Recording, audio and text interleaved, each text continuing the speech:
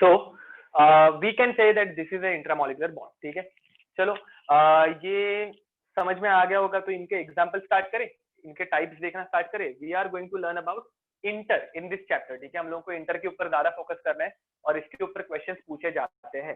ठीक है, तो लिख के हो गया होगा, तो आगे बढ़े. Yes sir.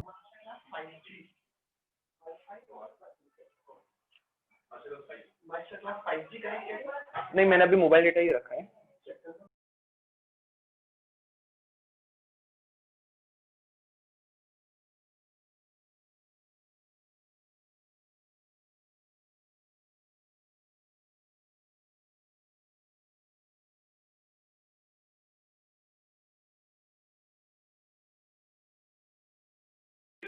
ओके, लिख के हो गया क्या रे सबका?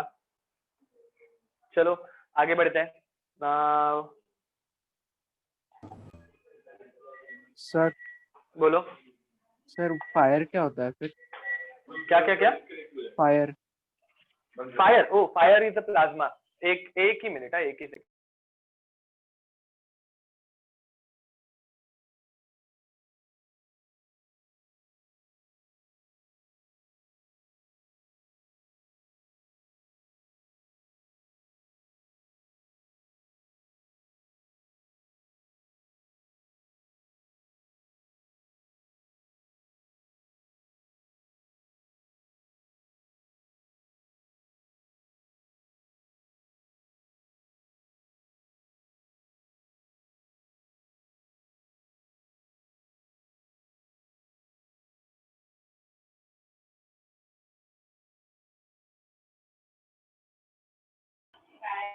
Okay, am I Audible?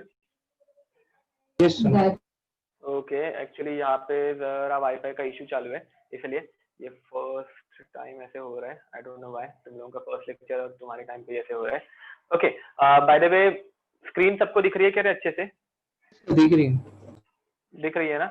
Okay, नहीं अभी मैंने ब्लैंक स्क्रीन ली है एक्चुअली, तो ब्लैंक स्क्रीन दिख रही है क्या?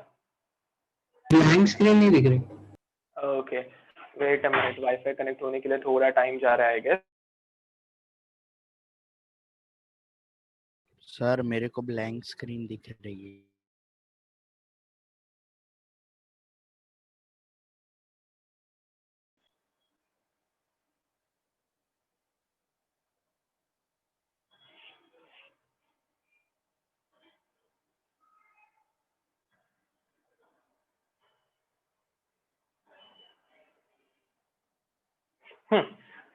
सो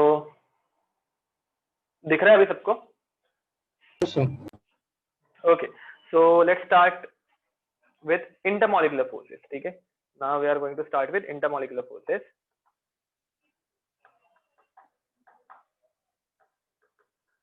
Intermolecular forces. अब intermolecular forces again there are 4 types. ठीक है, यहाँ पे भी अलग अलग टाइप्स प्रेजेंट है ही, एंड यहाँ पे कितने टाइप्स है टोटल? तो 4 टाइप है. वो चारों के चारों टाइप्स अपने को पता चल गई, तो उससे हम लोग को बहुत सारे क्वेश्चंस में हेल्प होने वाले हैं. इनऑर्गेनिक केमिस्ट्री में तो ये सबसे ज्यादा यूजफुल होने वाला है. तो लेट्स स्टार्ट विद इट. सबसे पहला फोर्स ऑफ अट्रैक्शन रहता है डाइपोल. मुझे डाइपोल क्या क्या क्या? Yes sir. स्क्रीन दिख रही है सर. फ्रेम स्क्रीन नहीं नहीं विजिबल. ओके, अच्छा एक मिनट.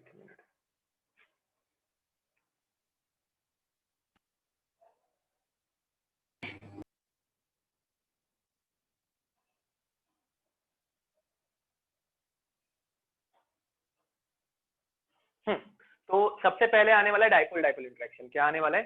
Dipole dipole interaction. अब डाइपोल डाइपोल इंटरेक्शन के बाद सेकेंड टाइप जो हम लोग देखने वाले हैं वो है डाइपोल इंड्यूस्ड डाइपोल interaction. ठीक है, and third one we are going to see is ion dipole interaction, and fourth one which we are going to see is van der Waals forces. क्या देखने वाले हम लोग? van der Waals forces. ठीक है, spelling देख लेना, walls नहीं है वो वाल्स है, तो डबल ए आने वाले, AALS. ओके, अब इससे पहले किसी ने तो पूछा था कि फायर जो है वो कौन से फॉर्म में रहती है. ठीक है, तो fire is nothing but plasma. ठीक है, फायर जब बर्न होती है तो एक्चुअल में हम लोग को कुछ दिखना नहीं चाहिए, बट एयर में जो गैस मॉलिक्यूल्स प्रेजेंट रहते हैं वो हीट के वजह से आयनाइज होना स्टार्ट करते हैं, और आयनाइज होने के बाद वो कलर शो करना स्टार्ट करते हैं. तो तुम लोगों को एक सिंपल एग्जांपल देता हूँ. हम लोगों के घर पे जब हम लोग एलपीजी सिलेंडर यूज करते हैं तो उससे जो आग जलती है उसका कलर क्या रहता है रे? ब्लूइश रहता है. ठीक है, तो एक्चुअल में वो ब्लूइश नहीं प्रेजेंट रहना चाहिए, वो कलरलेस काइंड ऑफ दिखना चाहिए, बट अगेन वहां पे भी थोड़े बहुत गैस पार्टिकल्स रहते हैं जो बर्न होना स्टार्ट हो जाते हैं. अब उधर ही मैं तुम लोगों को एक सिंपल एग्जांपल, जो हम लोगों ने सोडियम के बारे में पढ़ा था. ठीक है, तो थोड़ा बहुत आज तुम लोगों के घर पे सोडियम कहाँ पे मिलेगा जरा बताओ मुझे. सॉल्ट में. परफेक्ट, सोडियम क्लोराइड में. वहां जाना और थोड़ा बहुत वो फायर के ऊपर नमक छिड़क देना, स्प्रिंकल करना, तो उस फायर का कलर डायरेक्ट येलोइश होना स्टार्ट हो जाएगा. ठीक है, तो वहां पे सोडियम के आयंस फॉर्म हो रहे हैं, एंड सोडियम के आयंस का कलर येलोइश रहता है. वैसे ही जब तुम लोग लकड़ी जलाते हो तो वहां पे कार्बन, लकड़ी के अंदर बहुत सारे डिफरेंट कंपाउंड्स प्रेजेंट रहते हैं, आइटम्स प्रेजेंट रहते हैं, तो उनके आयनाइजेशन की वजह से वहां पे तुम लोग को येलोइश कलर मिलता है. ठीक है, तो जैसे जैसे हम लोग कंपोनेंट्स, मतलब जो चीज हम लोग उसमें ऐड कर रहे हैं, फायर में ऐड कर रहे हैं, वो चेंज करेंगे, हम लोग को अलग अलग कलर्स दिखना स्टार्ट हो जाएगा. ठीक है, okay, now let's move towards intermolecular forces. ठीक है, again I am repeating, fire is a plasma. Intermolecular forces, dipole interaction, dipole induced dipole interaction, ion dipole interaction and van der Waals forces. आज हम लोग एक एक करके इन सबको complete करने वाले हैं. तो let's start with dipole interaction. Let's start with first component which is dipole interaction. अब मुझे बताओ डाइपोल का मीनिंग किसी को पता है क्या? पहले मुझे बताओ what is the meaning of di. Two. Okay, तो पोल का मीनिंग क्या है रे? पोल का मीनिंग सर नॉर्थ पोल और साउथ साइड. हाँ, तो बेसिकली एक मैग्नेट. Opposite ends. पोल मतलब क्या? तो opposite end, north pole, south pole, opposite ends है ना. तो पोल मतलब एक्चुअल में रहता है अपोजिट एंड्स. ठीक है, तो डाइपोल का एक्चुअल मीनिंग क्या है? तो डाइपोल का मीनिंग है टू अपोजिट एंड्स. ठीक है, दो अपोजिट एंड्स या फिर दो फाइनल पॉइंट्स. ठीक है, अब हम लोगों को मॉलिक्यूल में ऐसे दो अपोजिट एंड्स ढूंढने हैं. अपने को क्या करना है? मॉलिक्यूल के अंदर ऐसे दो अपोजिट एंड्स ढूंढने हैं. तो चलो एक सिंपल एग्जांपल से स्टार्ट करते हैं. I am taking example of HCl. अब HCl के बारे में सबको सब कुछ पता ही होगा ना रे. HCl का नाम सबको पता है, हाइड्रोक्लोरिक एसिड. ठीक है, सबने ऑलमोस्ट इसको देखा भी होगा. अब मुझे बताओ between in HCl between hydrogen and chlorine atom which one is more electronegative? इन दोनों में ज्यादा इलेक्ट्रोनेगेटिव कौन रहता है? क्लोरीन रहता है, बराबर. एंड इलेक्ट्रोनेगेटिविटी मतलब क्या रे?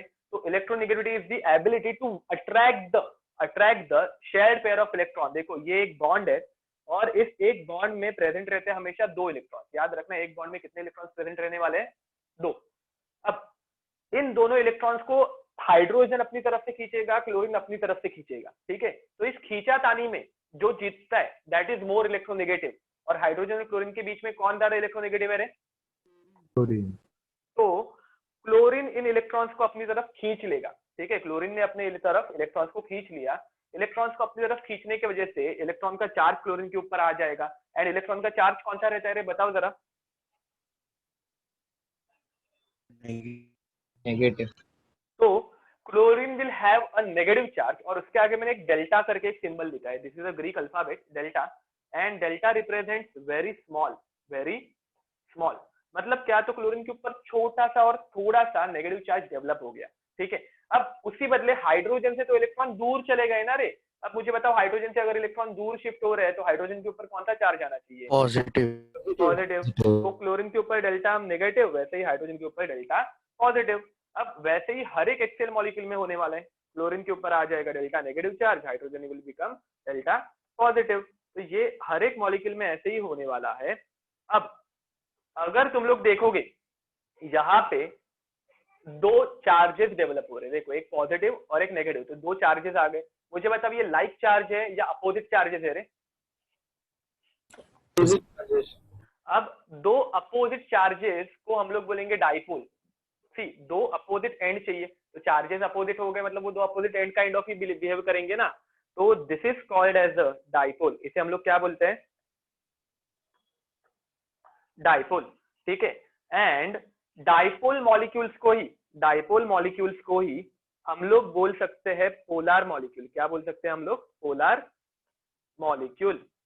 पोलर मॉलिक्यूल मतलब क्या? तो जिसके अंदर दो अपोजिट एंड्स है, जिसके अंदर दो अपोजिट एंड्स है। तो यहाँ पे मैं इसकी एक शॉर्ट में डेफिनेशन लिख देता हूं, ठीक है। Molecules having two opposite charges or molecules having charge separation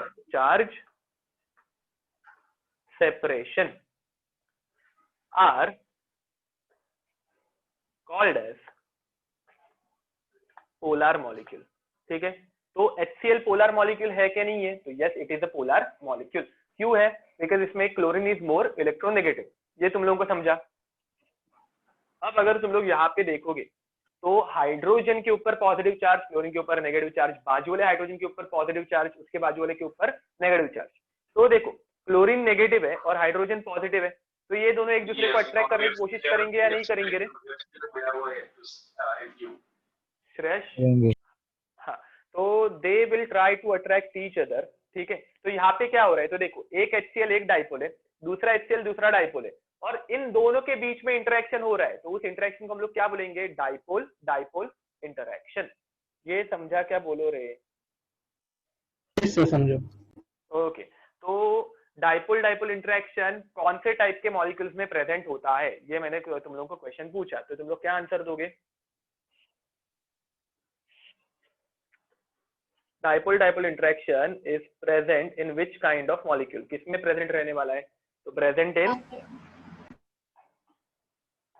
polar molecules. कौन से मॉलिक्यूल्स के बीच में? पोलर मॉलिक्यूल्स, ठीक है।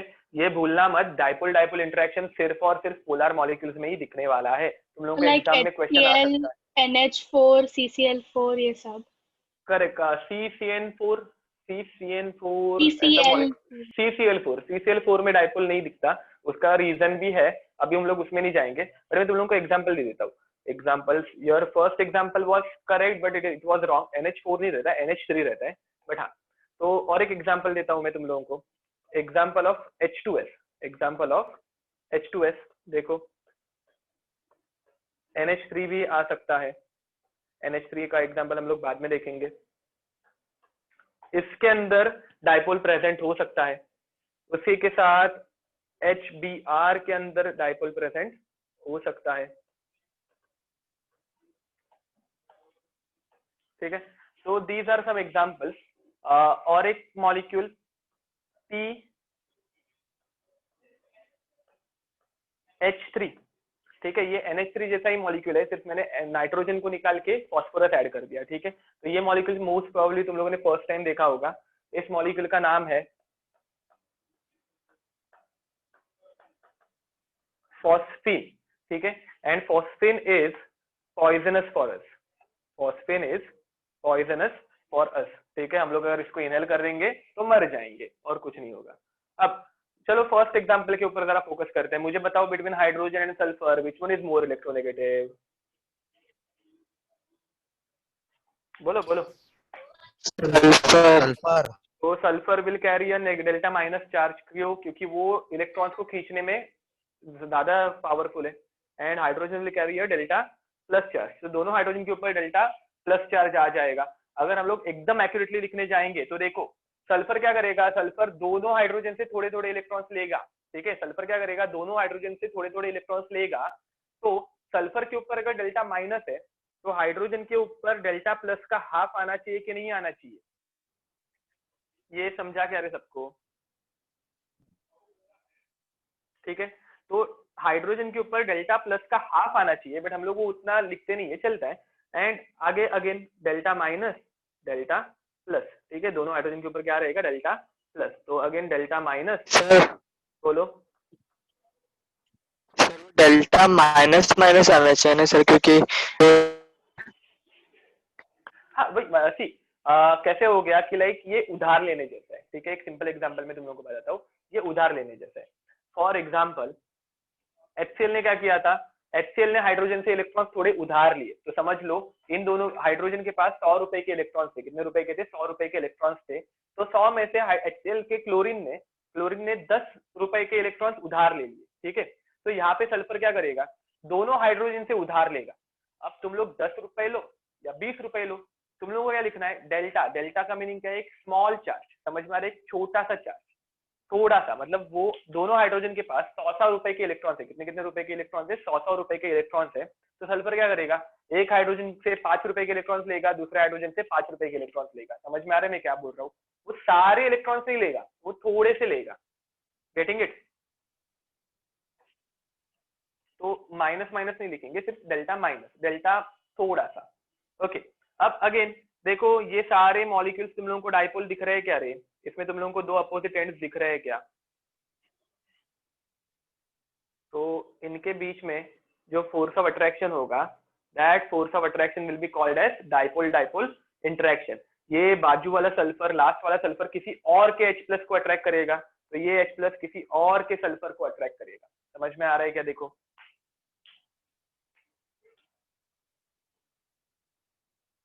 Yes sir. तो ये HBr और फॉस्फिन का तुम लोग खुद करोगे होमवर्क में, अभी कर लेते थे सर। हाँ ठीक है, अभी भी कर सकते हो, आई डोंट माइंड। अब इसके बाद हम लोगों को देखना है, next one is dipole induced dipole interaction, ठीक है। तो डाइपोल इंड्यूस्ड डाइपोल, इंड्यूस करना मतलब क्या है, टू इंड्यूस मतलब क्या, इंड्यूस करने का मीनिंग क्या होता है, क्या लगता है तुम लोग, आर्टिफिशियली कुछ तो एंटर करना। हाँ, जनरेट करना या फिर बाहर से कुछ इंट्रोड्यूस करना, ठीक है। तो देखो डाइपोल इंड्यूस्ड डाइपोल मॉलिक्यूल्स कैसे बनते हैं या फिर इंटरेक्शन कैसे बनते हैं।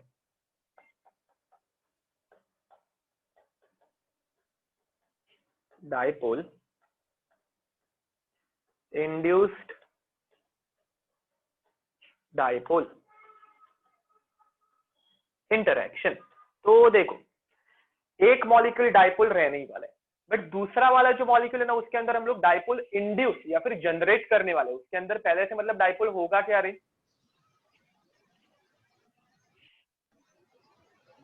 एक मॉलिक्यूल डाइपोल आ रहे हैं बट दूसरे में हम लोग डाइपोल जनरेट करेंगे, मतलब उसके पास पहले से डाइपोल रहना चाहिए क्या, नहीं। तो एक मॉलिक्यूल पोलर रहना चाहिए, दूसरे में हम लोगों को डाइपोल जनरेट करना है, मतलब वो कैसा रहना चाहिए, नॉन पोलर, कैसा रहना चाहिए, नॉन पोलर। अच्छे से देखो, डाइपोल मतलब पोलर मॉलिक्यूल, इंड्यूस डाइपोल मतलब उसके पास पहले से डाइपोल था नहीं, मैं जनरेट करने वाला हूँ, तो उसे हम लोग बोलेंगे नॉन पोलर मॉलिक्यूल, ठीक है। तो एक अपने को यूज करना है पोलर, दूसरा अपने को यूज करना है नॉन पोलर मॉलिक्यूल, एकदम मस्त, ठीक है। अब पोलर मॉलिक्यूल मतलब अपना HCl, H2S, HBr, उसके टाइप का मॉलिक्यूल। तो अभी मैं वैसे कोई मॉलिक्यूल अज्यूम नहीं करने वाला हूँ, मैं एक सिंपल एग्जांपल लेने वाला हूँ AB का, जैसे हम लोगों ने स्टार्टिंग में देखा था। तो एक A और एक B मॉलिक्यूल है, ठीक है। अब अच्छे से देखो, electronegativity of A, electronegativity of A is smaller than electronegativity of B, मतलब B जो है वो ज्यादा इलेक्ट्रोनेगेटिव है, B जो है वो ज्यादा इलेक्ट्रोनेगेटिव है। तो मुझे बताओ इलेक्ट्रॉन्स जब एक दूसरे के सामने से ये खींचेंगे तो किसके ऊपर नेगेटिव चार्ज ट्रांसफर होगा रे,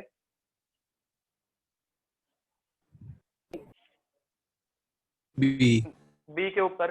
तो B के ऊपर आ जाएगा डेल्टा माइनस चार्ज और A के ऊपर आ जाएगा डेल्टा प्लस चार्ज, एकदम मस्त।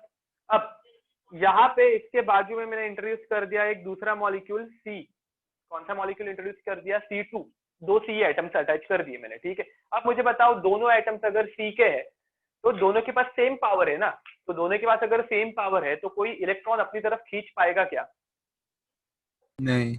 नहीं ना।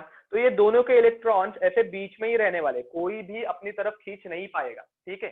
अब होगा क्या देखो, B के ऊपर कौन सा चार्ज है रे, B के ऊपर कौन सा चार्ज है, नेगेटिव। अब ये बी का नेगेटिव चार्ज, ये बी का नेगेटिव चार्ज सी के इलेक्ट्रॉन्स को अट्रैक्ट करने में हेल्प करेगा या रिपेल करने में हेल्प करेगा? अच्छे से सोचो। बी के ऊपर नेगेटिव चार्ज है और इलेक्ट्रॉन्स के ऊपर भी नेगेटिव चार्ज प्रेजेंट रहता है, बराबर के नहीं? दोनों के ऊपर नेगेटिव चार्ज रहता है, तो ये अट्रैक्ट होंगे या रिपेल होंगे? रिपेल होंगे। तो बी क्या करेगा? बी सी के इलेक्ट्रॉन्स को रिपेल करना स्टार्ट करेगा, सी के इलेक्ट्रॉन्स को रिपेल करना स्टार्ट करेगा। तो ये इलेक्ट्रॉन्स जो है, ये इलेक्ट्रॉन्स जो है वो दूसरे वाले सी के ऊपर ट्रांसफर होना स्टार्ट होंगे। तो इलेक्ट्रॉन्स कहाँ पे जा रहे हैं? सेकंड, मतलब कौन से? Left hand side, right hand side वाले सी के ऊपर जा रहे हैं। तो मुझे बताओ, राइट हैंड साइड वाले सी के ऊपर इलेक्ट्रॉन्स जाने की वजह से कौन सा चार्ज डेवलप होगा रे? नेगेटिव। एंड फर्स्ट जो सी मैंने बनाया है बी के बाजू वाला, उसके ऊपर कौन सा चार्ज आएगा रे? पॉजिटिव। तो देखो अच्छे से देखना, ये मैं यहाँ पे नहीं मैं ड्रॉ कर रहा हूँ। पहले स्टार्टिंग में ये मॉलिक्यूल कैसा था रे? तो ये मॉलिक्यूल था नॉन पोलर, ठीक है? ये मॉलिक्यूल कैसा था? ये मॉलिक्यूल था नॉन पोलर, बट बी ने इसको क्या किया? रिपेल किया। बी ने इसके इलेक्ट्रॉन्स को रिपेल किया और उस रिपल्शन की वजह से इसके ऊपर चार्ज सेपरेशन आ गया। उस रिपल्शन की वजह से इसके ऊपर क्या डेवलप होगा?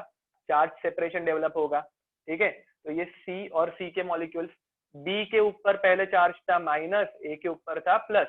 बी के रिपल्शन के वजह से, बी के रिपल्शन की वजह से इस दूसरे सी के ऊपर माइनस चार्ज आ गया और पहले सी के ऊपर प्लस चार्ज आया। आया कि नहीं आया? तो इसके ऊपर अभी हो गया डाइपोल इंड्यूस। क्या हो गया? डाइपोल इंड्यूस जनरेट किया हम लोगों ने। क्या किया? Dipole generate. तो इसे हम लोग बोलेंगे इंड्यूस्ड डाइपोल। डाइपोल जनरेट कैसे होगा ये तुम लोगों को समझ में आया? तो हाँ बोलो। सर एक बार रिपीट कर दो ना वो सी हाँ, सी का। ओके। तो देखो अब दोनों के दोनों सी के एटम्स है, मतलब दोनों के अंदर इलेक्ट्रॉन्स को अट्रैक्ट करने की टेंडेंसी सेम है या डिफरेंट है रे? वो बताओ जरा। सेम। सेम है। तो दोनों के इलेक्ट्रॉन्स बीच में थे तो बीच में ही रहने वाले हैं, किसी के ऊपर ट्रांसफर नहीं होंगे। तो अभी के लिए जब इलेक्ट्रॉन्स मूव नहीं होंगे तो उस मॉलिक्यूल को हम लोग क्या बोलेंगे? उस मॉलिक्यूल को हम लोग बोलेंगे नॉन पोलर, ठीक है? उसके ऊपर चार्ज सेपरेशन नहीं हो रहा है तो इट इज नॉन पोलर। अब बी के ऊपर नेगेटिव चार्ज है, बी के ऊपर कौन सा चार्ज है? नेगेटिव। अब बी का नेगेटिव चार्ज सी के इलेक्ट्रॉन्स को अट्रैक्ट करेगा या रिपेल करेगा? रिपेल। रिपेल। तो ये दोनों इलेक्ट्रॉन्स ऐसे बाजू वाले, मतलब दूसरे बी से जो दूर है उस कार्बन की तरफ चले जाएंगे। अब इस कार्बन की तरफ इलेक्ट्रॉन्स आने की वजह से इस बी से दूर जो कार्बन है उसके ऊपर कौन सा चार्ज डेवलप होगा रे? नेगेटिव। नेगेटिव। एंड बी के नजदीक जो कार्बन है उसके ऊपर कौन सा चार्ज डेवलप होगा? पॉजिटिव। अब ये चार्ज जो डेवलप हुआ है वो एक्चुअल में, मतलब नेचुरली प्रेजेंट था क्या? नहीं। नहीं। तो हम लोगों ने इसको जबरदस्ती डेवलप किया ना, इंड्यूस किया है, ठीक है? इसको हम लोगों ने क्या किया? जनरेट किया है। तो this is called as induced dipole. इसे हम लोग क्या बोलेंगे? इंड्यूस्ड डाइपोल, ठीक है? अब अगर तुम लोग नोटिस करोगे, मेरे बी के ऊपर नेगेटिव चार्ज है और मेरे कार्बन के ऊपर पॉजिटिव चार्ज है, तो दोनों एक दूसरे को अट्रैक्ट करेंगे या नहीं करेंगे? तो एक है मेरा डाइपोल और दूसरा है मेरा इंड्यूस्ड डाइपोल। दोनों के बीच में एक मैंने इंटरेक्शन कर दिया, तो इसे मैं बोलूंगा डाइपोल इंड्यूस्ड डाइपोल इंटरेक्शन। देखो रे, कुछ डाउट है क्या? अब मुझे एक सिंपल आंसर दो, between dipole interaction and dipole induced dipole interaction, which one is stronger? कौन ज्यादा स्ट्रॉन्ग होना चाहिए? क्या लगता है? Dipole to dipole. Dipole to dipole, obvious है, क्योंकि यहाँ पे अपने को डाइपोल जनरेट करना पड़ेगा। यहाँ पे क्या करना है? अपने को डाइपोल जनरेट करना है। उसी बदले डाइपोल इंटरेक्शन में तो पहले से नेचुरली इनके ऊपर चार्ज था, तो नेचुरली चार्ज रहेगा तो ये ज्यादा अट्रैक्ट करेंगे। इट इज लाइक कि तुम लोगों के घर पे जो परमानेंट मैग्नेट रहता है, मैग्नेट है, ठीक है? अब तुम लोगों के पास जो परमानेंट मैग्नेट है वो बहुत स्ट्रांग रहता है, बट अगर तुम लोगों ने कोई एक नीडल ली और उसको तुम लोगों ने मैग्नेट के थ्रू ऐसे रब करना स्टार्ट किया, तो बाजू वाली नीडल भी मैग्नेटाइज होती है कि नहीं होती है? Yes sir. तो देखो, तुम लोगों का जो मैग्नेट है ना वो परमानेंट डाइपोल है। वो कौन सा डाइपोल है? परमानेंट डाइपोल है। जब तुम लोग नीडल के ऊपर उसको रब करते हो तो उसमें डाइपोल इंड्यूस होता है। कौन सा डाइपोल? मैग्नेटिक डाइपोल, ठीक है? उस टाइम पे तुम लोग जनरेट करते हो उसके अंदर मैग्नेटिक डाइपोल। अब ऑब्वियस है तुम लोगों का परमानेंट मैग्नेट है वो स्ट्रांग है और ये वाला क्या रहने वाला है? नीडल वाला वीक रहने वाला है, ठीक है? तो वहां पे डाइपोल इंड्यूस्ड डाइपोल के केस में बहुत वीक फोर्स या फिर वीक इंटरेक्शन जनरेट होगा, ठीक है? यहाँ तक अगर किसी को डाउट होगा तो पूछो। अब third type is ion dipole interaction, ठीक है। तो ये हम लोगों का थर्ड टाइप का इंटरैक्शन है, आयन डाइपोल इंटरैक्शन। अब मुझे बताओ आयन डाइपोल मतलब एक तो डाइपोल रहने वाला, अपने को डाइपोल क्या रहते हैं वो मालूम ही है। आयन्स क्या रहते रे? आयन्स आयन कौन से टाइप के रहते हैं? आयन मतलब क्या? So protons and electrons. ना, not protons and electrons. Ions मतलब रहते हैं चार्ज मॉलिक्यूल। क्या रहते हैं? Charge particles. Molecules. And charge molecules हमेशा दो टाइप के प्रेजेंट रहते हैं, एक रहता है पॉजिटिव चार्ज मॉलिक्यूल और दूसरा रहता है नेगेटिवली चार्ज मॉलिक्यूल। तो एक जो पॉजिटिवली चार्ज रहता है उसे हम लोग बोलते हैं कटायन। क्या बोलेंगे? कटायन। एंड दूसरा जो नेगेटिवली चार्ज रहता है उसे हम लोग क्या बोलेंगे? अनायन, ठीक है। अब याद रखना कटायन के ऊपर कौन सा चार्ज रहता है? पॉजिटिव। एंड अनायन के ऊपर कौन सा चार्ज रहेगा? नेगेटिव। मतलब देखो again I am repeating, ion dipole interaction हो रहा है तो आयन मतलब क्या? तो ion is a charge species. Ion क्या रहते हैं? चार्ज मॉलिक्यूल्स रहते हैं एंड उनके ऊपर एक तो पॉजिटिव चार्ज रह सकता है या फिर नेगेटिव चार्ज रह सकता है। जिनके ऊपर पॉजिटिव चार्ज प्रेजेंट है उसे हम लोग बोलेंगे कटायन, जिनके ऊपर नेगेटिव चार्ज प्रेजेंट है उसे हम लोग बोलेंगे अनायन, ठीक है। अब तुम लोगों को आयन जनरेट करना पड़ेगा। पहले क्या करना पड़ेगा? आयन जनरेट करना पड़ेगा। तो चलो आयन कैसे जनरेट होता है वो देखते हैं। सिंपल, घर में सबके नमक है ना रे? नमक को लो और ऐड कर दो पानी के अंदर, ठीक है। तो मैंने ऐड किया NaCl इनटू वाटर। मैंने NaCl को किसमें ऐड किया? H2 में ऐड किया, ठीक है। NaCl को जब हम लोग वाटर में ऐड करेंगे तो मुझे क्या मिलेगा बताओ जरा?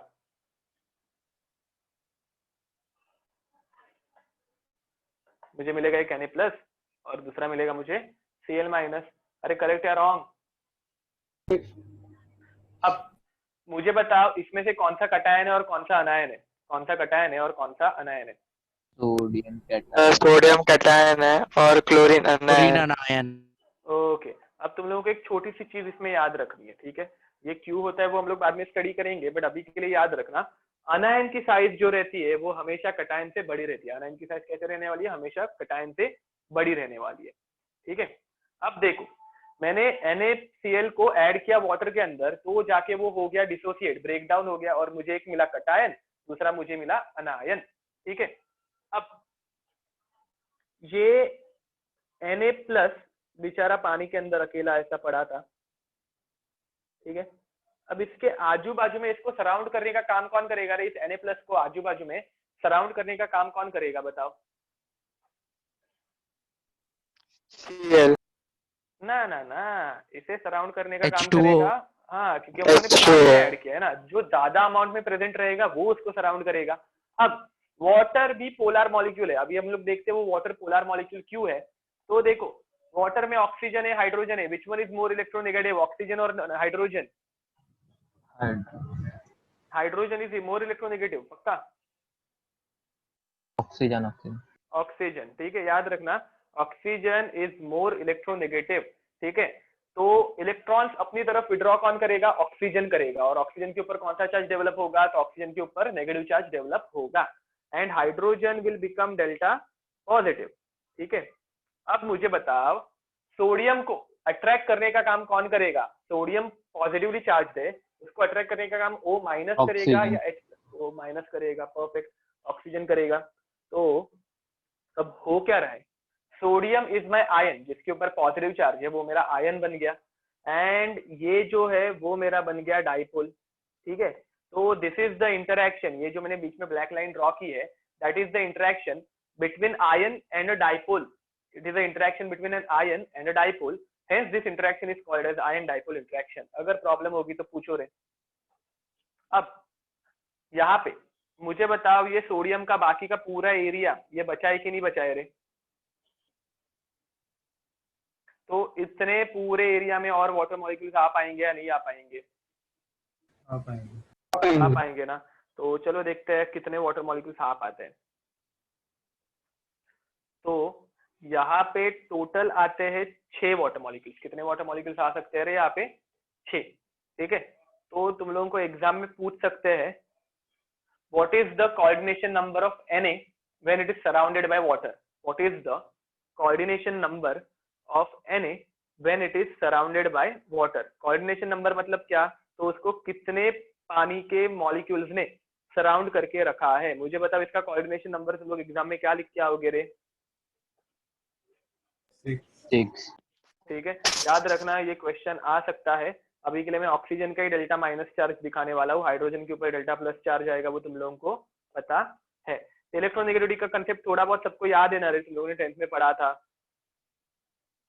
हम लोग वापस स्टडी करेंगे बट इस चैप्टर में अनलकीली वो नहीं है। ठीक है, जब आएगा तब देख लेंगे। अभी के लिए मैं ऐसे अज्यूम कर रहा हूँ कि तुम लोगों को इलेक्ट्रोनेगेटिविटी पता है। ठीक है, तो सोडियम को 6 वाटर मॉलिक्यूल्स ने सराउंड करके रखा है। तो सोडियम को जब 6 वाटर मॉलिक्यूल्स सराउंड करके रखेंगे, इसका कोऑर्डिनेशन नंबर बन जाएगा, इसका कोऑर्डिनेशन नंबर बन जाएगा 6।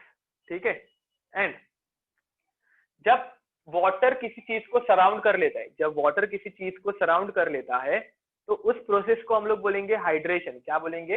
हाइड्रेशन। ठीक है, सराउंडिंग ऑफ अ वाटर। ठीक है, तो उसे हम लोग बोलेंगे हाइड्रेशन। अब मुझे बताओ, मेरे पास सिर्फ वाटर के अंदर Na+ ही प्रेजेंट है क्या रे?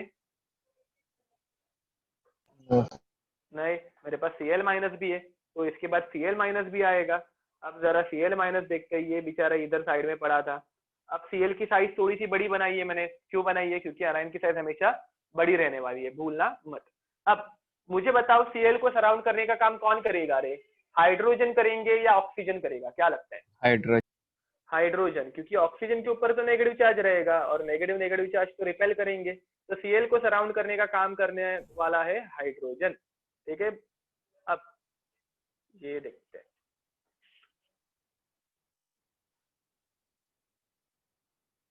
ओके, पेज खत्म नहीं हुआ ना। अगेन Cl का कोऑर्डिनेशन नंबर भी कितना आता है रे? 6। भूलना मत, ये क्वेश्चन आ सकता है।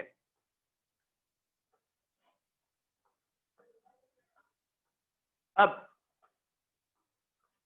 यहाँ पे हर एक हाइड्रोजन के ऊपर आने वाला है डेल्टा प्लस चार्ज। ठीक है, मैं हर एक के ऊपर अभी बनाते नहीं बैठने वाला हूँ, वो तुम लोग बना लेना।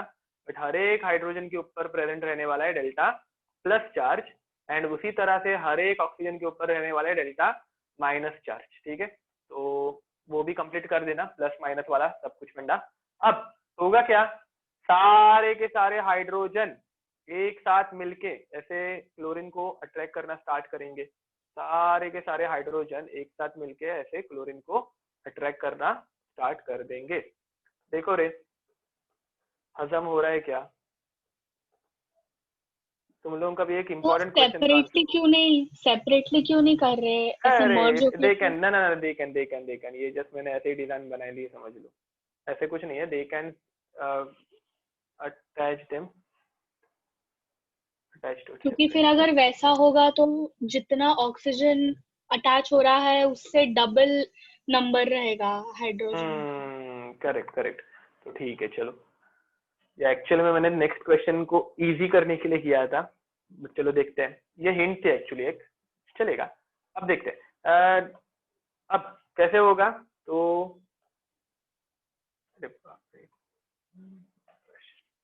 हाँ, तो hydrogen will start attracting chlorine. ठीक है, hydrogen will start attracting chlorine.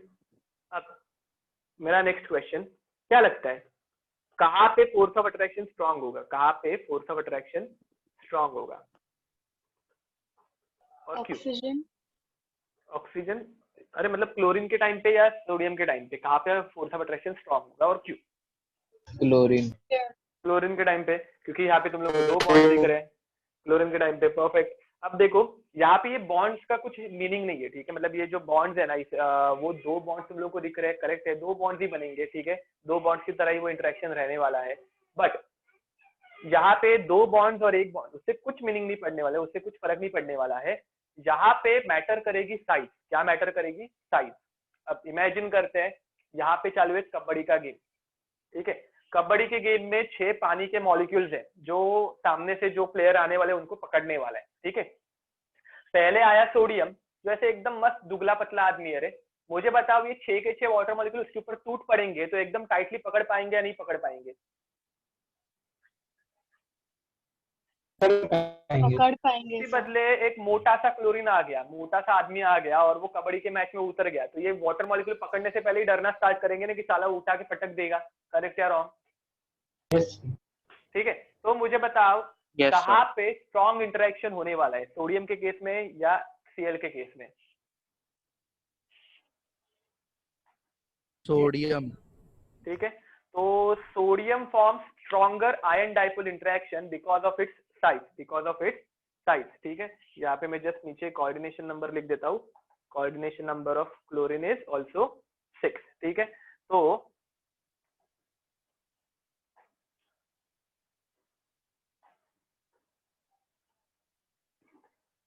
Na plus forms stronger ion dipole interaction as it has smaller size। देखो रे, कुछ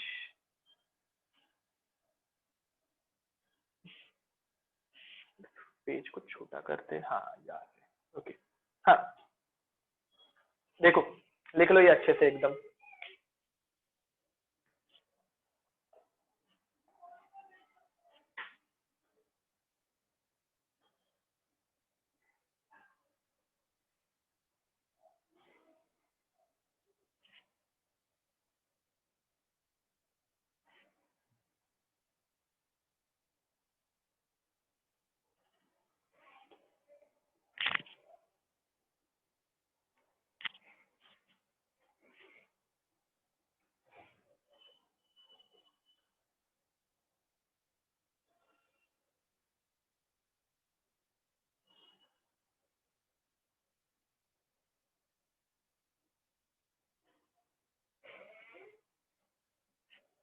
जैसे लिख के हो जाए बता देना। तो हो गया? इंड्यूस्ड डाइपोल एक बार वापस बोलोगे?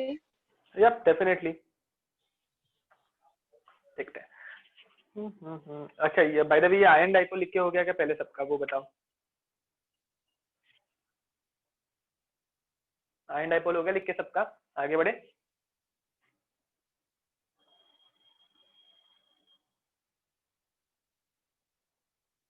ओके, आई गेस हो गया है, तो कोई ना बोल देता। सो आगे बढ़ते हैं, will move towards induced dipole moment.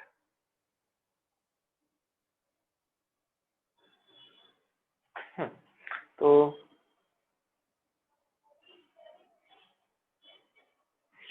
Now again एक बार इंड्यूस्ड डाइपोल देख लेते हैं क्या था।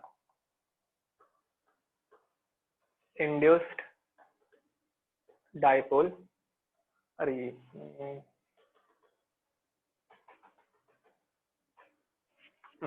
Dipole induced dipole moment. Okay, अब डाइपोल इंड्यूस्ड डाइपोल मोमेंट में एक मॉलिक्यूल जो है वो प्रेजेंट रहना चाहिए डाइपोलर मॉलिक्यूल को ही हम लोग क्या बोलते हैं, कौन से मॉलिक्यूल्स बोलेंगे? जल्दी जल्दी रिप्लाई दो। पोलर। अब उसी बदले इंड्यूस्ड डाइपोल मतलब उसके पास पहले से डाइपोल रहना चाहिए क्या रे? नहीं। तो वैसे मॉलिक्यूल्स हम लोग क्या बोलेंगे? Non polar. ठीक है, अब एकदम सिंपल एग्जांपल हम लोगों ने लिया था which was example of AB molecule and CC molecule. इन दोनों मॉलिक्यूल्स को मैंने कंबाइन कर दिया, क्या कर दिया? कंबाइन। अब AB मॉलिक्यूल है मतलब दो अलग अलग एटम्स है, दो अलग अलग एटम्स रहेंगे तो वो पोलर रहता ही है, मोस्ट ऑफ द टाइम वो पोलर रहने ही वाला है, ठीक है। तो मैंने तुम लोगों को बोला था that B is more electronegative than A। अगर B ज्यादा इलेक्ट्रोनेगेटिव है तो B अपने इलेक्ट्रॉन्स को विड्रॉ कर लेगा, खींच लेगा। वो इलेक्ट्रॉन्स को जब खींचेगा तो उसके ऊपर कौन सा चार्ज डेवलप होगा रे? Delta minus, negative. एंड उसी बदले A के ऊपर कौन सा चार्ज आएगा? पॉजिटिव। अब यहाँ पे दोनों बॉन्ड C एटम के बीच में है ना रे, मतलब दोनों की पावर सेम रहने वाली है। जब दोनों की पावर ही सेम है तो कोई अपने इलेक्ट्रॉन्स को एक दूसरे की तरफ से खींच पाएगा क्या रे? दोनों एकदम दुबले पतले आदमी, सेम खाना खाते हैं, सेम सब कुछ है, जुड़वा भाई भी है, तो सेम एटम्स रहेंगे तो दोनों की पावर भी सेम है, तो कोई जीतने वाला है क्या रे खींचातानी में? तो this molecule is non polar, इसमें इलेक्ट्रॉन्स जो है वो बीच में ही प्रेजेंट रहने वाले हैं, ठीक है। बट मुझे बताओ इलेक्ट्रॉन्स के ऊपर कौन सा चार्ज रहता है रे? ये जो मैंने दो ब्लू कलर के डॉट्स बनाए हैं इनके ऊपर कौन सा चार्ज प्रेजेंट रहता है रे? नेगेटिव। नेगेटिव। एंड बी के ऊपर भी नेगेटिव चार्ज आ गया। अब बी का नेगेटिव चार्ज इलेक्ट्रॉन्स को अपनी तरफ अट्रैक्ट करेगा या रिपेल करेगा? रिपेल करेगा। तो B will start repelling these electrons, याद रखना अच्छे से देख लो, B will start repelling these electrons, बराबर के नहीं? तो बी इलेक्ट्रॉन्स को रिपेल करेगा तो ये दोनों के दोनों इलेक्ट्रॉन्स शिफ्ट होके बाजू वाले कार्बन के ऊपर आएंगे और उसके ऊपर कौन सा चार्ज डेवलप होगा? Minus charge. देखो ये समझा क्या? ओके तो अरे ये सबको समझा जिसने डाउट पूछा था? बाजू वाले कार्बन के ऊपर इलेक्ट्रॉन शिफ्ट हो गए। ओके तो अब ए और बी जो था वो पहले से कैसा था रे? वो पहले से पोलर ही था, बट सी और सी जो है वो नॉन पोलर था, बट इलेक्ट्रॉन रिपल्शन की वजह से दूसरे सी के ऊपर इलेक्ट्रॉन्स चले गए, उसके ऊपर नेगेटिव चार्ज आया।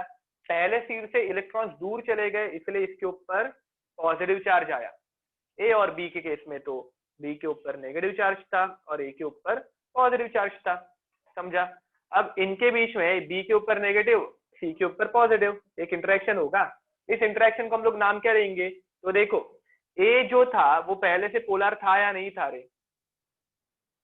तो ए पहले से पोलर था, मतलब वो डाइपोल पहले से था। सी पहले से डाइपोल था क्या रे? देखो ये नॉन पोलर था ना, मतलब ये डाइपोलर नहीं था, बट हम लोग ने उसमें डाइपोल जनरेट किया, उसे हम लोग क्या बोलेंगे? इंड्यूस्ड डाइपोल, ठीक है।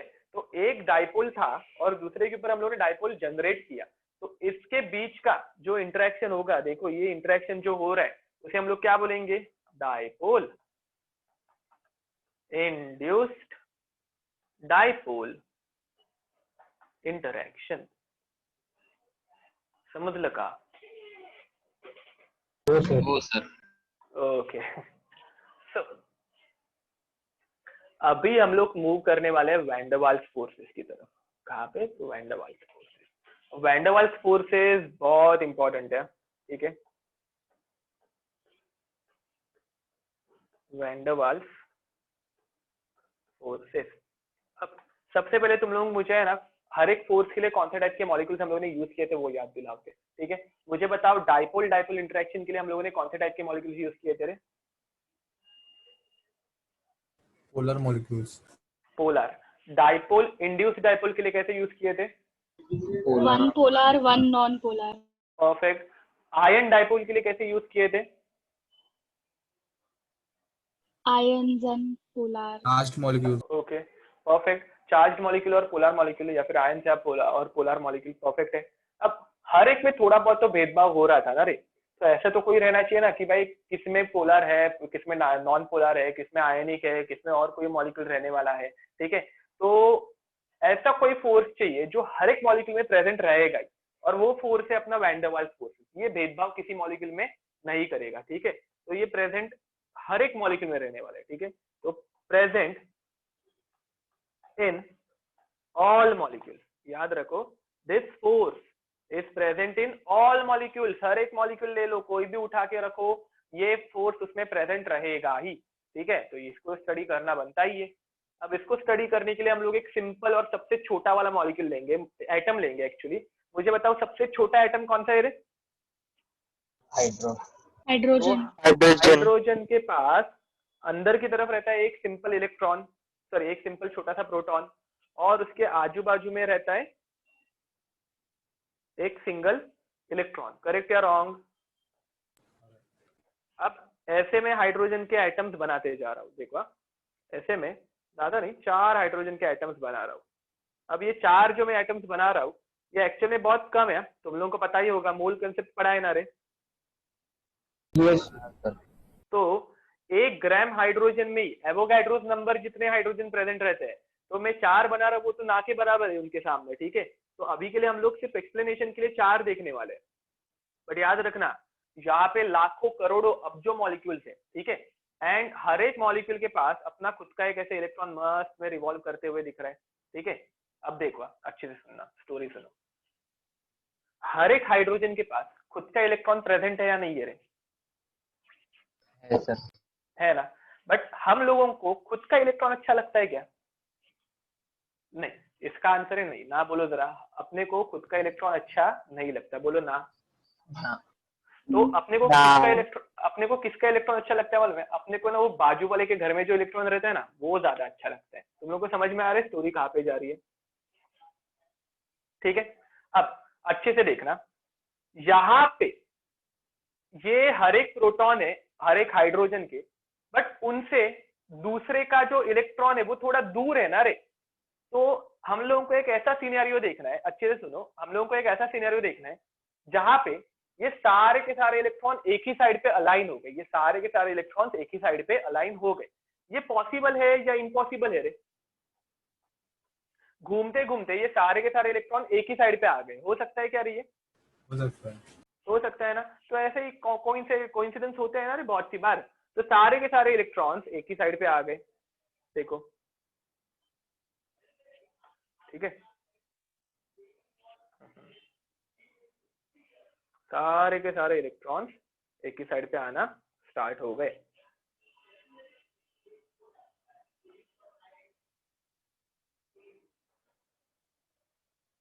अब देखो, हर एक प्रोटॉन के पास अपना खुद का इलेक्ट्रॉन पहले से प्रेजेंट था, बट अपने को खुद का इलेक्ट्रॉन अच्छा लगता है क्या?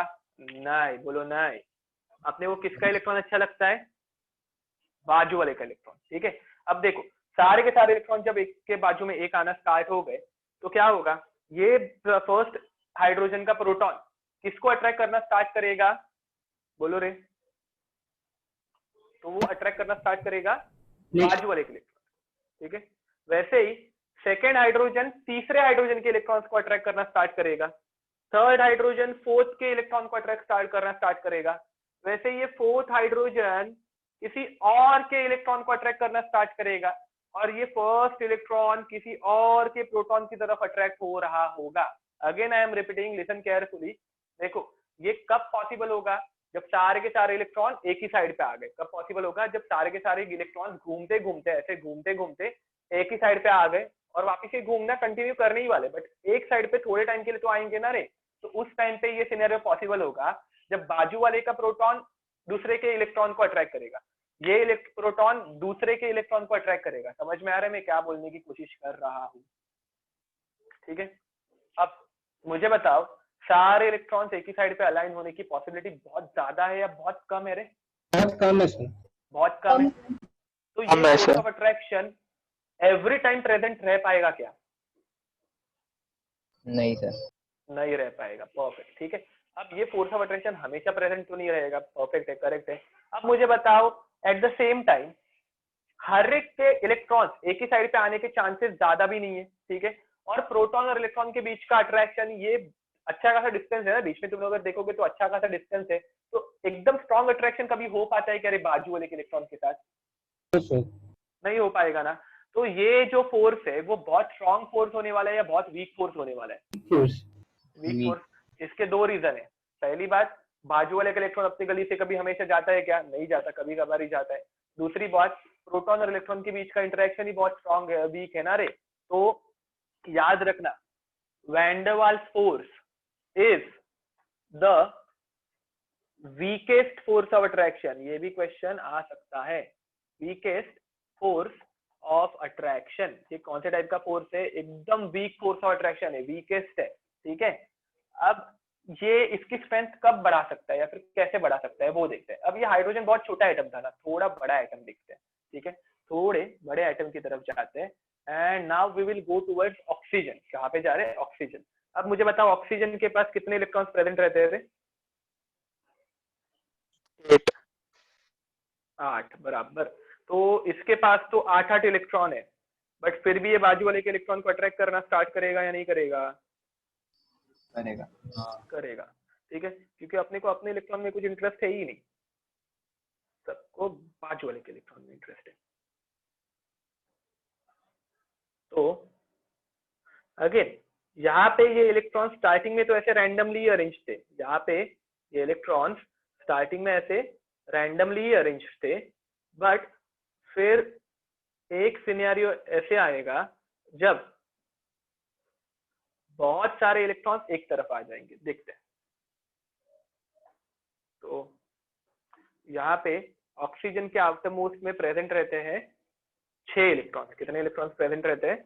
6 इलेक्ट्रॉन्स, ठीक है। तो 1 2 3 4 5 6, ठीक है। ऑक्सीजन के पास टोटल इलेक्ट्रॉन्स कितने रहते हैं? 8। फर्स्ट शेल में कितने इलेक्ट्रॉन्स आएंगे? 2। सेकंड शेल में कितने आएंगे? 6, ठीक है। अगेन फर्स्ट शेल में 2 इलेक्ट्रॉन, सेकंड शेल में 6 इलेक्ट्रॉन्स।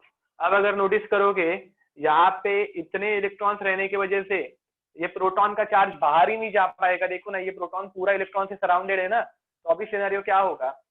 अभी सारे के सारे इलेक्ट्रॉन्स तो एक तरफ नहीं आ पाएंगे, बट मोर देन हाफ आ पाएंगे या नहीं आ पाएंगे? बताओ, मोर देन हाफ इलेक्ट्रॉन एक साइड पे हो सकता है। ओके, तो देखो यहाँ पे हाइड्रोजन जैसा ही सिनेरियो हम लोग इमेजिन करने वाले हैं, बट इलेक्ट्रॉन्स इतने ज्यादा होने की वजह से हम लोगों को सारे इलेक्ट्रॉन्स की नेसेसिटी नहीं है, मोर देन हाफ की नेसेसिटी है, ठीक है। तो मोर देन हाफ इलेक्ट्रॉन्स भी एक तरफ आ गए तो भी चल जाएगा। चलो देखते हैं मोर देन हाफ इलेक्ट्रॉन्स।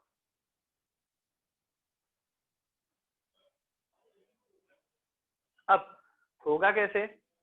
1 2 1 2 3 4 5, ये 6, 1 2 3 4 5 और ये किधर तो 6। यहाँ पे समझ लो 1 2 3 4 ही थे और 5 और 6, 1 2 3 4 5 और 6, ये जरा बाहर निकल गया, समझ लेना वो अंदर ही है। अब मुझे बताओ, हाइड्रोजन का एक ही इलेक्ट्रॉन एक ही साइड पे आने की पॉसिबिलिटी ज्यादा है या ऑक्सीजन के केस में ज्यादा पॉसिबिलिटी लग रही है? तुम लोगों को प्रोबेबिलिटी कहाँ पे ज्यादा लग रही है? हाइड्रोजन। अब देखो, हाइड्रोजन में एक ही इलेक्ट्रॉन एक ही साइड पे आना चाहिए, ठीक है, मतलब, और उसी बदले ऑक्सीजन के केस में 6 इलेक्ट्रॉन्स है, 6 में से आधे से ज्यादा सिर्फ चाहिए, मतलब सारे के सारे आने की भी जरूरत नहीं है। और इसमें देखो एक सिनेरियो तुम लोगों को बताता हूँ, समझ लो गलती से कोई इलेक्ट्रॉन वापस बाहर निकल गया, गलती से वापस कोई इलेक्ट्रॉन ऐसे बाहर निकल गया, यहाँ पे नहीं, यहाँ पे दिखाता हूँ, गलती से कोई एक इलेक्ट्रॉन ऐसे बाहर आ गया, ठीक है, तो वापस दूसरा इलेक्ट्रॉन अंदर जा पाएगा या नहीं जा पाएगा? रे समझ में आ रहा है? तो मुझे बताओ, नंबर ऑफ इलेक्ट्रॉन्स अगर बढ़ेंगे तो प्रोबेबिलिटी बढ़ने के चांसेस बढ़ेंगे या कम होंगी?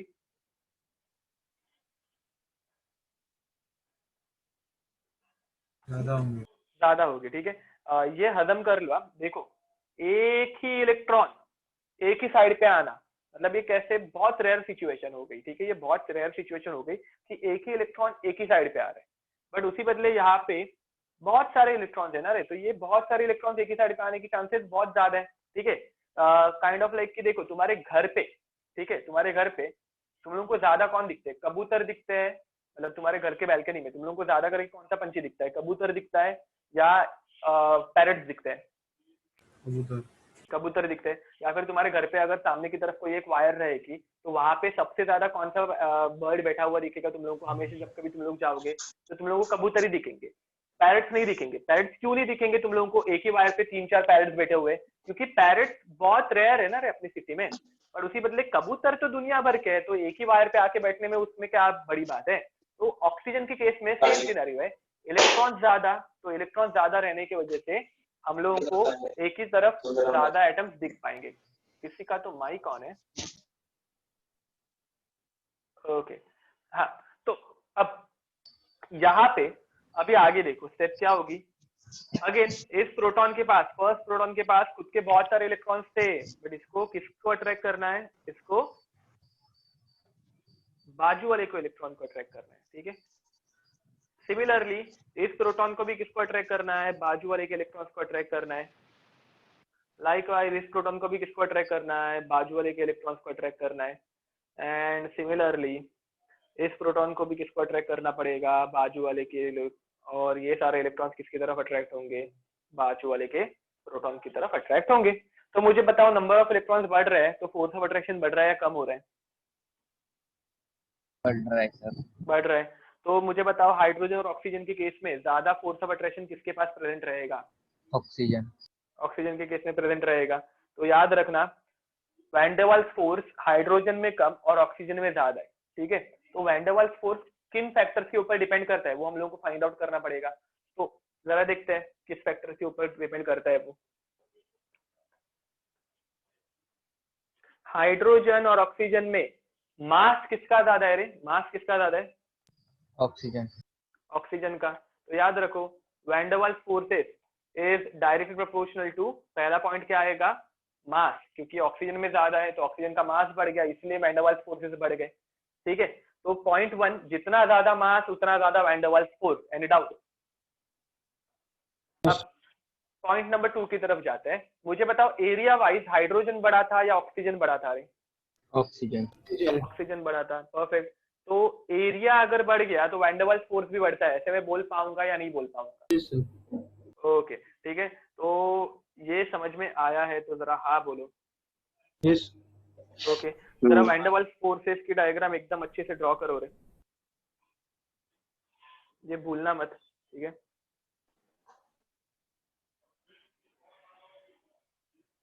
जितने ज्यादा इलेक्ट्रॉन्स उतना ज्यादा वैन डर वाल्स फोर्स, और इलेक्ट्रॉन और प्रोटॉन तो हर एक एटम में प्रेजेंट रहता है, ये hence van der Waals force is present in all molecules, ठीक है, हर एक में प्रेजेंट रहने वाला है।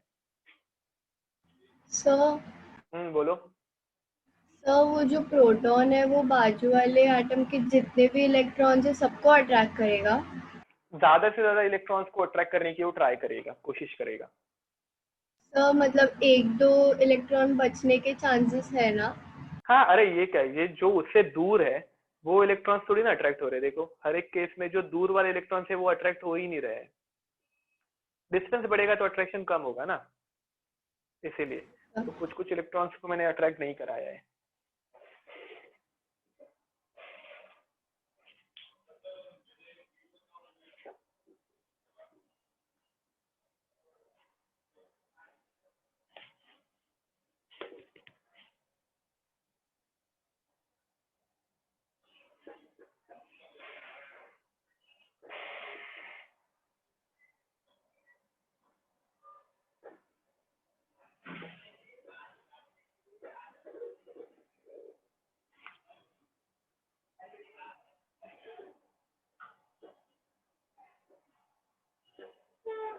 ओके हो गया लिख के?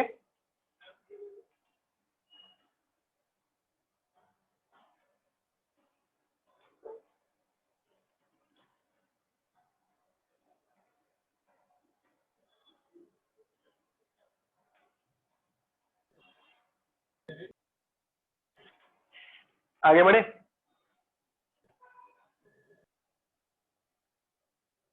एक minute sir. Okay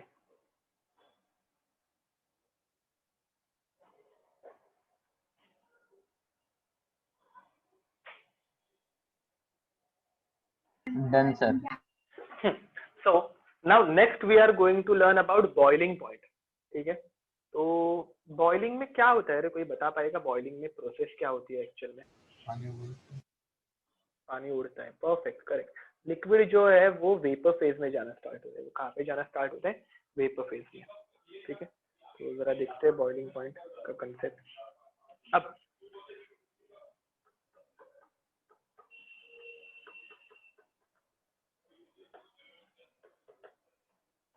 boiling point में होता क्या है, तो देखो ये मेरा एक बीकर है, ठीक है। बीकर के अंदर मैंने कोई एक लिक्विड लेके रखा है, एंड इस लिक्विड को मैं स्टार्ट कर रहा हूँ हीट करना, इस लिक्विड को मैंने स्टार्ट कर दिया हीट करना, ठीक है। अब लिक्विड को जैसे ही मैं हीट करना स्टार्ट करूंगा होगा क्या? लिक्विड के सरफेस पे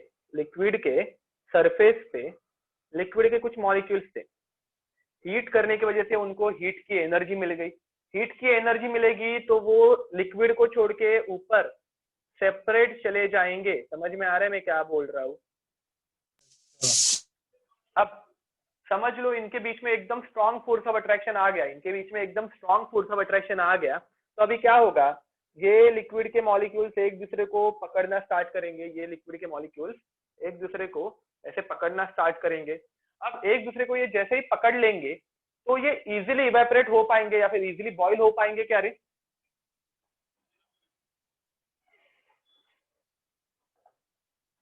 अगर लिक्विड के मॉलिक्यूल्स एक दूसरे को पकड़ के हैं तो ये इजीली बॉईल हो पाएंगे क्या नहीं। या फिर नहीं हो पाएंगे? तो मुझे इनको ज्यादा हीट देनी पड़ेगी। अगर मुझे इनको ज्यादा हीट देनी पड़ेगी तो बॉइलिंग पॉइंट इंक्रीज होगा या नहीं होगा? तो मैं ऐसे बोल सकता हूँ क्या, boiling point is directly proportional two forces of attraction. जितना फोर्स ऑफ अट्रैक्शन प्रेजेंट होगा उतना ज्यादा बॉइलिंग पॉइंट। ऐसे मैं बोल सकता हूँ कि नहीं बोल सकता? अरे ये समझा, लिक्विड के मॉलिक्यूल्स ने अगर एक दूसरे को पकड़ के रखा तो उनको इजीली हम लोग इवेपोरेट नहीं कर पाएंगे, इसलिए मुझे ज्यादा हीट प्रोवाइड करनी पड़ेगी। ज्यादा हीट प्रोवाइड करनी पड़ेगी तो बॉइलिंग पॉइंट बढ़ेगा। ये समझा क्या? हाँ सर। So, ओके, तो इसके ऊपर हम लोग को कुछ क्वेश्चंस आते हैं। बोलो बोलो। सर वाटर की सबसे नीचे वाली लेयर होगी वो ज्यादा हीटेड होगी ना सर, हाँ ज्यादा हीट होगी। कंपेयर टू ऊपर वाली लेयर? करेक्ट। सर तो नीचे वाले लेयर्स के टूट नहीं जाएंगे सर, मतलब ब्रेक नहीं होंगे? देख देख, यहाँ पे दो पॉसिबिलिटी है। एक तो ये नीचे वाला मॉलिक्यूल ही हीट होके ऐसे ऊपर ऊपर ऊपर ऊपर जाए और फिर ऊपर से ऐसे उड़ जाए, ठीक है?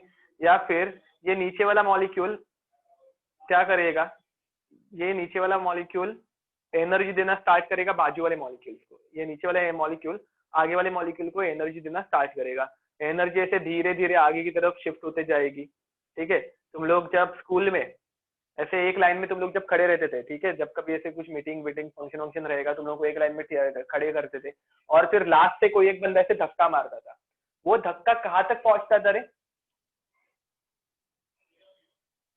21 सामने बराबर के नहीं? तो ऐसे भी मतलब यहाँ पे दो सिनेरियोज है, दो केसेस हो सकते हैं।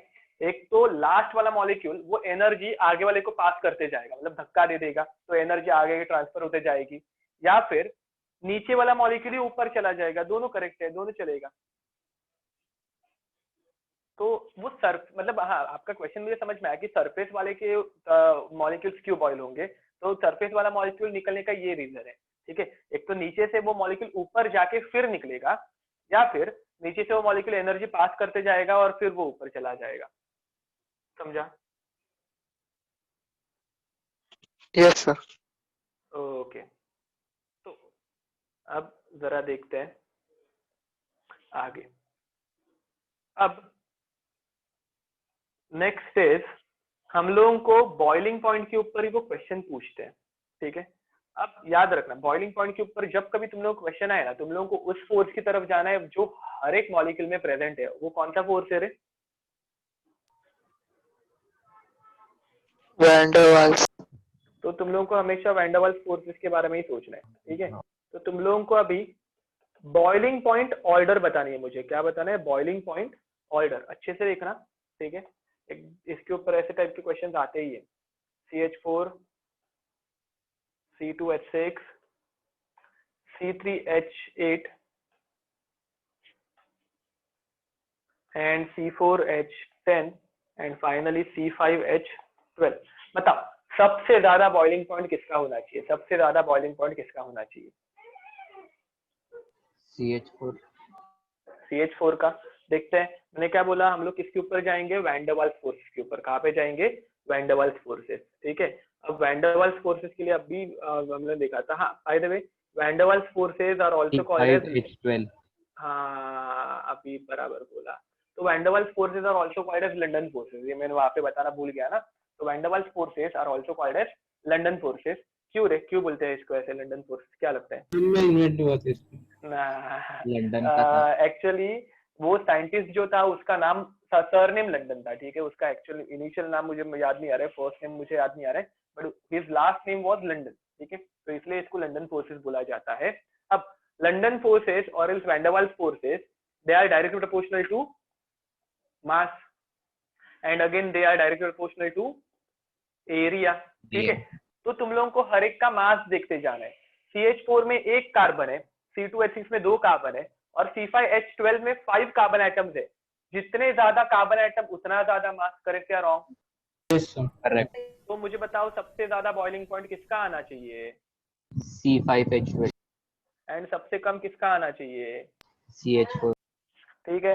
अब तो इसी के वजह से CH4 हमेशा प्रेजेंट रहने वाला है गैस स्टेट में। कौन से स्टेट में प्रेजेंट रहता है? Gas state. C5 भी ऑलमोस्ट गैस में से लिक्विड में जाने स्टार्ट हो जाता है, C5 तक वो गैस से लिक्विड में जाना स्टार्ट हो जाता है, बट फिर भी वो गैस फेज में ही रहता है। C6 से वो गैस में कन्वर्ट हो जाता है। ठीक है, तो CH4 हमेशा प्रेजेंट गैस में रहने का रीजन क्या है? बिकॉज उसके पास वैन डर वाल्स फोर्सेस बहुत कम है, उसके पास वैन डर वाल्स फोर्सेस बहुत कम है, एंड फोर्स ऑफ अट्रैक्शन बढ़ेंगे तो वो लिक्विड में जाएगा, ये मुझे अभी बताने की जरूरत नहीं है यार। अब दूसरा एक एग्जांपल लेके देखते हैं। ठीक है,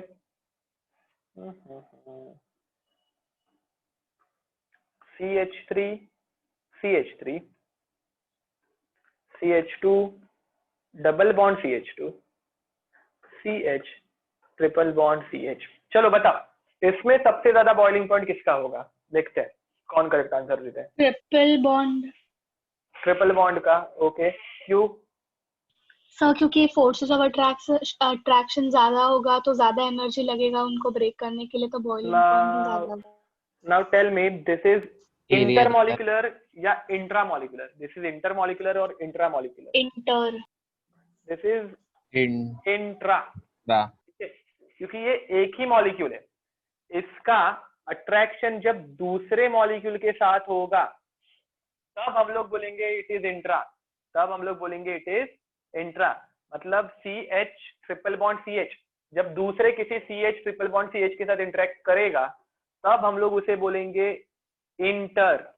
ठीक है, एंड बॉइलिंग पॉइंट किसके ऊपर डिपेंड करता है? बॉइलिंग पॉइंट इंटरमॉलिक्यूलर फोर्सेस के ऊपर डिपेंड करता है। ऊपर देखना, एक मॉलिक्यूल दूसरे मॉलिक्यूल के साथ इंटरेक्ट होना चाहिए, उसके अंदर ट्रिपल बॉन्ड हो, 4 बॉन्ड हो, 10 बॉन्ड हो, कुछ फर्क नहीं पड़ेगा, वो दूसरे के साथ बातचीत कर रहा है क्या, इंटरेक्शन दिखा रहा है क्या, वो मैटर करता है। ठीक है, तो जरा देखते हैं वापस आके, तुम लोगों को डबल बॉन्ड ट्रिपल बॉन्ड, ये एग्जांपल मैंने इसीलिए लिया, हम लोगों को डबल बॉन्ड ट्रिपल बॉन्ड से कुछ फर्क नहीं पड़ने वाला है। वो बॉन्ड जो है वो मॉलिक्यूल के अंदर है, उससे हम लोगों को कुछ फर्क नहीं पड़ता। हम लोगों को क्या देखना है? हम लोगों को सिर्फ उसका देखना है मास। क्या देखना है हम लोगों को? मास। मुझे बताओ यहाँ पे सबसे ज्यादा मास किसका होगा रे? फर्स्ट वाले का। फर्स्ट वाले का, क्योंकि इधर 3 और 3 6 हाइड्रोजन है, बाजू वाले के पास सिर्फ 4 हाइड्रोजन है और लास्ट वाले के पास सिर्फ 2 हाइड्रोजन है। देखो ये C2H6 है, ये C2H4 है और ये C2H2 है। तो मुझे बताओ बॉइलिंग पॉइंट सबसे ज्यादा किसका आना चाहिए रे यहाँ पे? C2H6। ठीक है, अगर मैं तुम लोगों को इस नीचे वाले फॉर्मेट में देता ना, तुम लोग डेफिनेटली करेक्ट आंसर देते। ठीक है, बट हम लोगों को एग्जाम में जब पूछेंगे तो ये ऊपर वाले फॉर्मेट में ही पूछने वाले है, वो याद रखना, ये भूलना मत। वहां पे तुम लोगों को जानबूझ के वो बॉन्ड्स दिखाएंगे। बॉन्ड्स क्यों दिखाएंगे? तुम लोगों को कंफ्यूज करने के लिए। वहां पे तुम लोग कंफ्यूज नहीं होने चाहिए। और एक एग्जांपल देता हूँ तुम लोगों को, देखते हैं अभी आंसर दे पाओगे कि नहीं। N triple bond N, O double bond O, F single bond F। बताओ which one will have highest boiling point?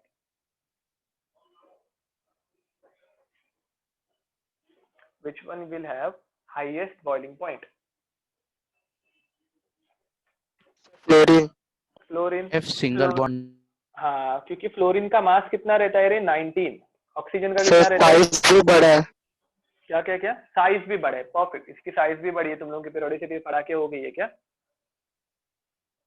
तो यहाँ पे ये क्वेश्चन थोड़ा और फॉर्मेट में बता सकते हैं। अगर तुम लोगों को मालूम होगा, ये सारे के सारे प्रेजेंट रहते हैं गैस फॉर्म में। कौन से फॉर्म में प्रेजेंट रहते हैं? गैस फॉर्म में। ठीक है, तो यहाँ पे क्वेश्चन चेंज करके वो क्या पूछ सकते हैं मालूम है? Which one is easiest to condense? कौन सा कंपाउंड गैस फेज में, गैस से लिक्विड में इजीली कंडेंस हो पाएगा? तो ऐसे टाइम पे आंसर चेंज होगा या यही रहेगा रे? बताओ जरा, ये क्वेश्चन अगर पूछा तो ऐसे टाइम पे आंसर चेंज होगा या यही रहेगा? ये रहेगा। यही रहेगा। ठीक है, यही रहेगा। इजीएस्ट टू कंडेंस मतलब क्या? तो लिक्विड में लेके जाना, और लिक्विड में फोर्स ऑफ अट्रैक्शन बढ़ जाएंगे ना। ज्यादा फोर्स ऑफ अट्रैक्शन किसमें रहने वाला है? जिसका मास ज्यादा है। ठीक है, यहाँ तक फॉलो हुआ क्या सबका? अब और एक इंटरेस्टिंग क्वेश्चन ले लेते हैं।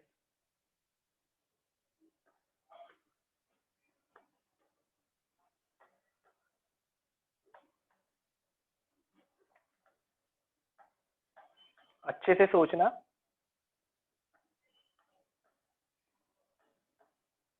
ये ऑर्गेनिक के फेमस क्वेश्चंस है, फेमस इन द सेंस इनको बहुत बार पूछा जा गया है घिसे पीटे, बट इनके ऊपर क्वेश्चंस आते ही है। बताओ, which one will have highest boiling point? Which one will have highest boiling point?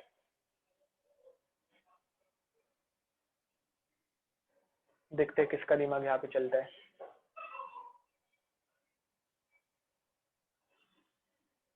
Sir last वाला। लास्ट वाला क्यों?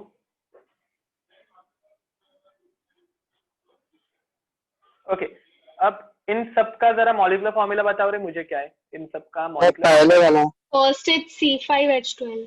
ओके, बाजू वाला उसका क्या है? कितने कार्बन है? 5 ही कार्बन रहेंगे। हाइड्रोजन कितने हैं? 12 ही रहेंगे। ये वाला भी C5 है और H12 भी है। देखो रे सबका molecular formula sir surface area ज्यादा है। किसका एरिया ज्यादा है? सर सरफेस एरिया पहले का ज्यादा है।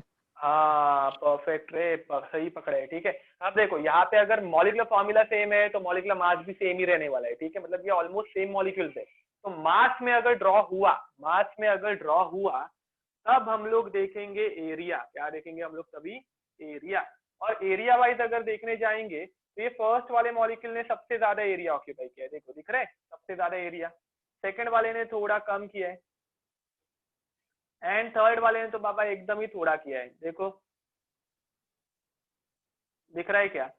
तो यहाँ पे एरिया फर्स्ट वाले का ज्यादा रहने की वजह से बॉइलिंग पॉइंट भी फर्स्ट वाले का ही ज्यादा होगा। ये समझा होगा तो जरा हाँ बोलो। हाँ हाँ हाँ सर। Yes, sir. आज एक्चुअली वो स्टार्टिंग में थोड़ा वाईफाई का इशू आ रहा था एंड वो सॉफ्टवेयर भी अच्छे से चल नहीं रहा था, इसीलिए मेरा एक टॉपिक पढ़ाना बाकी रह गया है विच इज हाइड्रोजन बॉन्ड। ठीक है, ये बहुत इंपॉर्टेंट है और इसके ऊपर से बहुत सारे एक्सेप्शंस आए हैं एंड इसके ऊपर के कंसेप्ट के ऊपर ही बहुत बार क्वेश्चंस आके गए हैं। ठीक है, तो हाइड्रोजन बॉन्ड अपना बाकी रह गया which we will cover in next lecture.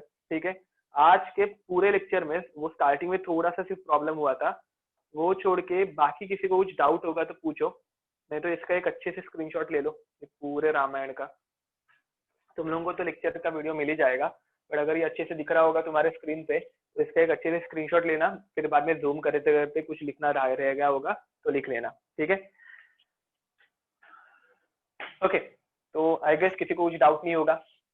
नहीं sir. Okay, so with this we'll conclude today's lecture.